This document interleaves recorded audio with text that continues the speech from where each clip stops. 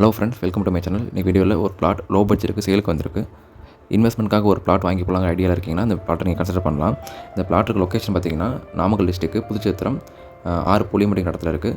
Puduchatram bus ஸ்டாப்லேருந்து 3 kilometre தூரத்தில் இருக்குது. Puduchatram ஜிஹெச்லேருந்து 2 kilometre தூரத்தில் இருக்குது. இப்போ நீங்கள் சேலத்துலேருந்து வரீங்கன்னா ராசிபுரம் ஞானமணி காலேஜ், பாவை காலேஜ் தாண்டி வந்தீங்கன்னா அங்கேருந்து பாவை காலேஜ்லேருந்து 5 கிலோமீட்டர் தூரத்தில் இருக்குது.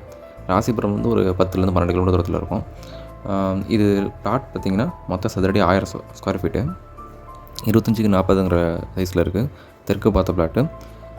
மொத்த ரேட் பார்த்திங்கன்னா 3,20,000 சொல்கிறாங்க. அதாவது ஸ்கொயர் ஃபீட்டுக்கு 320 ரூபா கேட்குறாங்க.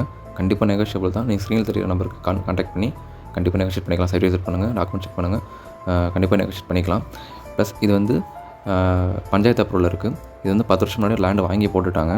அப்போ அந்த டைமில் டிடிசி அப்ரூவல் கட்டாயம் இல்லாதங்கிறதுனால பஞ்சாயத்து அப்ரூவல் பண்ணிட்டாங்க. இது எந்த பயமும் வேணாம். நாங்கள் பத்திர ஆஃபீஸில் கேட்டுட்டோம்.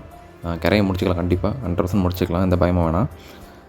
லேண்ட் விற்கணும், இல்லை ஹவுஸ் விற்கணும், அந்த மாதிரி ஏதாவது உங்களுக்கு பிளான் இருந்துச்சுன்னா கண்டிப்பாக எங்களை கான்டாக்ட் பண்ணுங்கள். வீடியோ அட்டாச் பண்ணியிருக்கேன், அதையும் பாருங்கள்.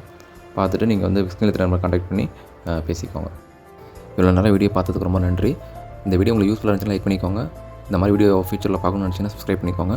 இந்த மாதிரி உங்களுக்கு லேண்ட் யாராவது தேடிட்டு இருக்காங்க அப்படின்னா உங்களுக்கு இந்த வீடியோ ஷேர் பண்ணிக்கோங்க. தேங்க்யூ.